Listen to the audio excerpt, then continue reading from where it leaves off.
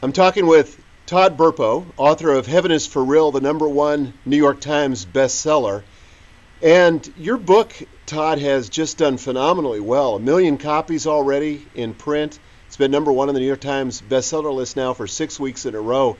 Did you ever, in your wildest imagination, believe that the book would find this kind of audience? Not ever. I think all the people at Thomas Nelson told me this would never happen, and we like that story, you know. Matter of fact, it was even our agent, you know, the likelihood of, you know, we like the story. We're unknown. It's going to take a while for people to discover the book, for it to find an audience. And we thought we had all kinds of time to adjust to being an author, and we thought, okay, we put all this work in getting the book together. Now we're going to go back and relax for a while. And that hasn't happened. Yeah, I bet it's been a whirlwind, hasn't it? We've had to make some big changes fast, yes. I'll bet. Wow. Well, just for the people that are watching that aren't familiar with the story, can you kind of give us a quick summary? And by the way, I read it in about 2 hours, loved every minute of it, and I've given it to people that are Christians, that are people of faith, and people that aren't, and it resonates with everybody. But just for those that haven't read it, could you give us a quick summary? Well, I think, you know, we had a very painful experience, and in that painful experience of almost losing a child, I think anyone who has a child, who is a parent, that's a connecting point, because they understand watching a child suffer is, it's a nightmare, and that's all it is. And when our son was misdiagnosed, he had appendicitis, but the doctors, because of a flu going around and his sister getting sick at almost the same time, it really, you know, tended to lean towards being a bug of some kind. And by the time sister got better and he kept getting worse, and when the CAT scan was ordered and they looked inside, and he'd probably had a burst appendix for about 5 days. And a little guy's body was literally just filled with poison for that long. And so he was in just terrible shape, lots of pain. I remember when they, you know, took him back for surgery, one of the absolute worst conversations you ever have was when you ask the doctor, are they going to be all right, and they don't say anything. He just has no answer. And we were at a point where we were literally just, I don't know, beyond any type of, we were just in complete despair, shock. Picked up our phones, asked people to pray. We knew that we had come to a point that we were just about to live our worst nightmare if God didn't answer prayer. And in that process, God did answer prayer. He came out of surgery. We were just grateful he survived that first surgery. He had to have another surgery after that. He had spent some time in intensive care, but eventually, after a prayer meeting our church held, the doctor, the same one that didn't give any hope, was about 15 days later saying, well, we got to move him to another hospital, probably Children's Hospital, because we can't do any more for him here. And at that point in time, when he was asking us to make a decision, a snowstorm hit the area, and you said you lived in Kimball, and the closest children's hospital is Denver, which from North Platte's a little over 3 hours. Yeah, a long way away. They had 30 inches of snow. Wow. That night. We weren't moving him anywhere. And I remember my wife just collapsing, just standing there and just hitting the floor. I can't do this anymore. Can't do this anymore. And it was one of those moments again where I said, you got to. You know, this is our kids. I just, emotionally, I think in those 17 days total that he'd been in the hospital, after we were done, I tried to count back how many nights I actually slept. I think I could only come up with 5. Yeah, I'll bet.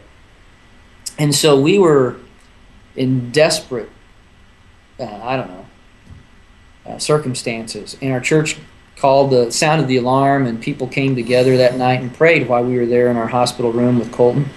And when they did that, that night, we actually asked people, because we asked the doctor, well, what would be a good sign? Well, for his bowels to start working, the doctor told us as he left the room, well, if he could even pass gas, that would show us that things are starting to work. And so literally, you know, people asked us what to pray for. And Sonia said, well, if you could pray that our son could pass gas. I mean, that was literally what the prayer meeting was about. And he did.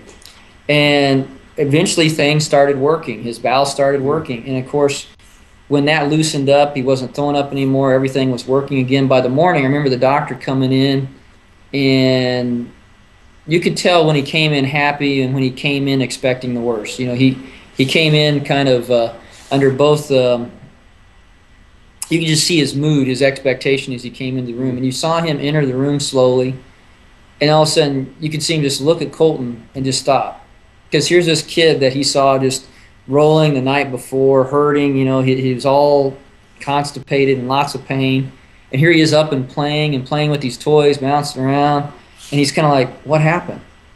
You know, and gradually we told him of the improvement over the night. And I remember even as we left, one of the nurses said, well, she pulled me aside and told me that they didn't know what had happened, but they said, you know, we want you to know this is a miracle. And so when we left the hospital, we knew God had answered prayer. And we were so just grateful that he had.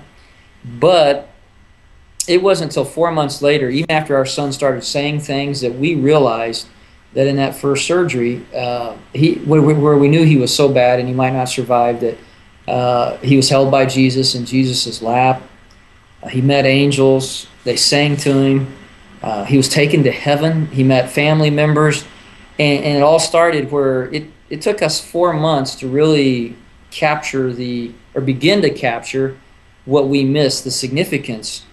And I remember that first time we talked about angels singing to him. My wife and I were like, has he ever talked to you about angels before? I don't know.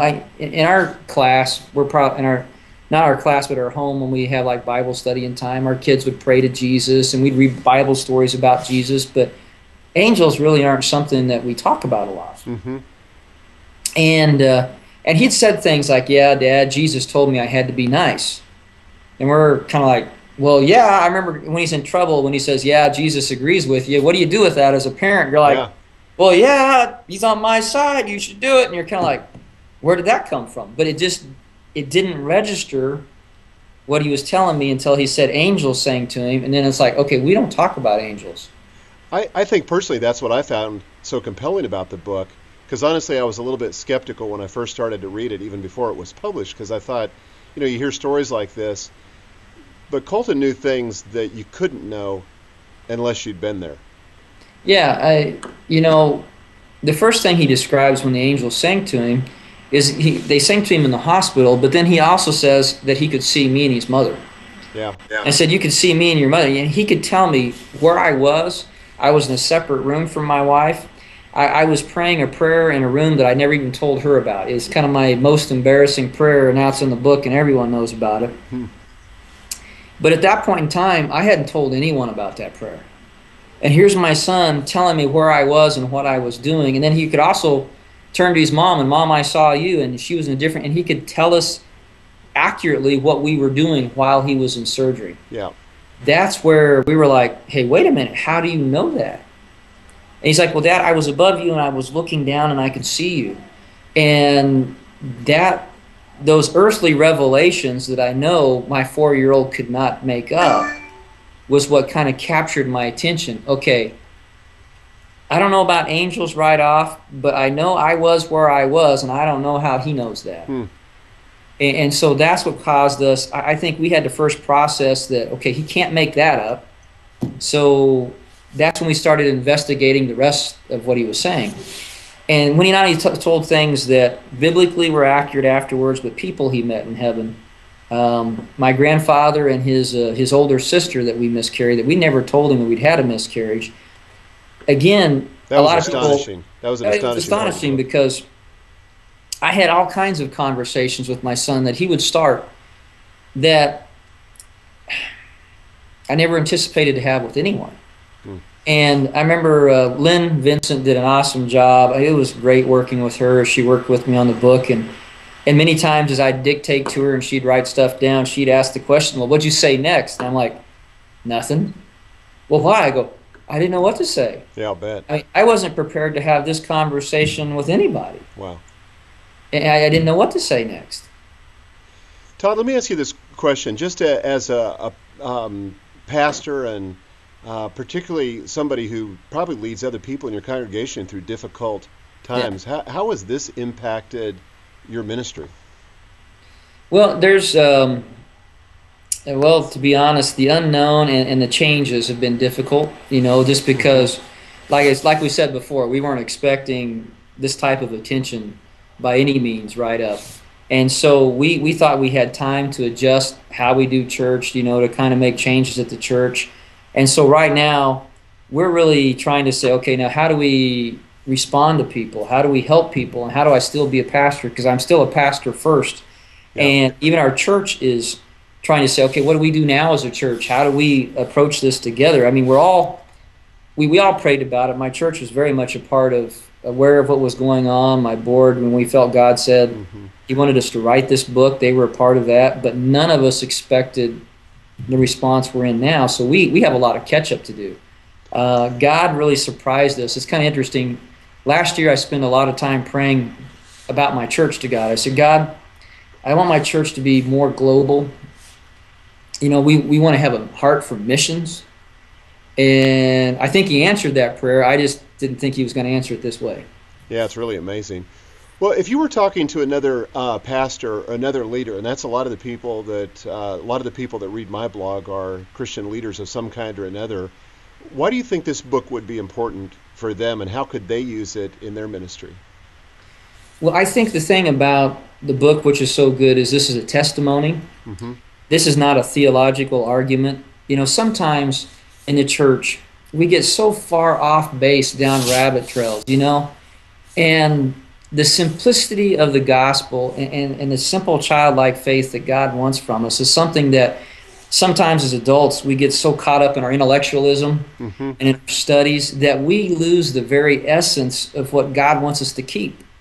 And in this story, when a 4-year-old just tells you what he saw and what he experienced and stuff he can't make you back, it just brings you back to the center that keeps you effective and on target as a minister. People are hurting out there, and God has a much better plan for people's hurts than closure. I don't know about you, but if you go to counseling, they'll talk about people needing closure, say if they have a death, right, loss, they've lost a loved one. God's got a much better plan than closure. It's called reunion. Wow. There's not an ending. That's powerful. You're going to see that person again. And there's nothing like a 4-year-old reminding you of what you should know to have you go, oh, that's right. And that's what we see on heavenisforreal.net. Thomas Nelson set up a site for people to respond. I remember last week a guy responded and wrote this on there about he lost his daughter, his child, Madison. I remember, these hurts that we read from people, we remember the names, the faces. My wife tries to respond to many. I'm kind of electronically challenged. I think everyone else already knows that, but my wife isn't. That's her gift. But he said, I just wanted to let you know your book has done more for me to heal than a whole year of grief counseling I've been through after I lost my daughter. That is awesome. I heard that story from a lady who wrote to me about 2 weeks ago as well. That's very encouraging. Yeah, people, they need hope and they need concrete. And sometimes when we use words like eschatology, what is that? A little boy is there, hey, I saw my sister. They know what that is. Yeah. And that's where I think in the church this book can really just bring the truth of what God wants to do in people's lives, how He is protecting us, how He has our future secured, to just, a 4-year-old's words are just really comforting. Well, that's awesome. I tell you, I hope we sell another 1 million, and maybe another 10 million would be great, because I think this book is a fantastic encouragement. And I just appreciate you taking a few minutes to talk to us today. I know your life is a whirlwind, but I think this is going to be really helpful to people who are trying to minister to other people as well. So thanks, Todd. Well, I sure appreciate it. Okay. Best. Hey, thank you, Mike.